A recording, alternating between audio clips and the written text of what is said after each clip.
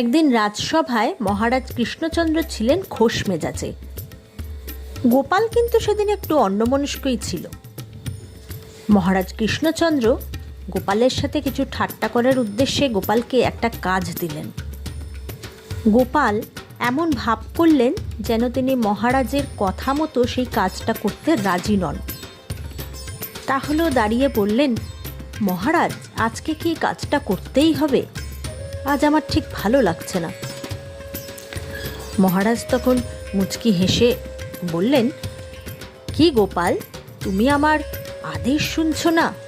ঠিক আছে, তুমি তাহলে কান ধরে উঠবোস করো। এই কথা বলা মাত্র গোপালও ছিল সেদিন অন্য মেজাজে, কান ধরে উঠবোস করা শুরু করে দিল। মহারাজ কৃষ্ণচন্দ্র তো হেসেই অস্থির, ওরে থামো থামো গোপাল, থামো।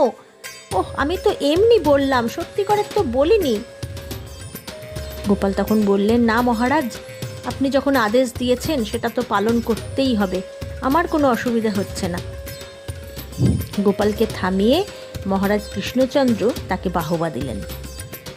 এই ছিলেন গোপাল, মহারাজের আদেশ অমান্য করেছিলেন বলে শাস্তিটা নিজেই প্রায় নিয়ে নিলেন।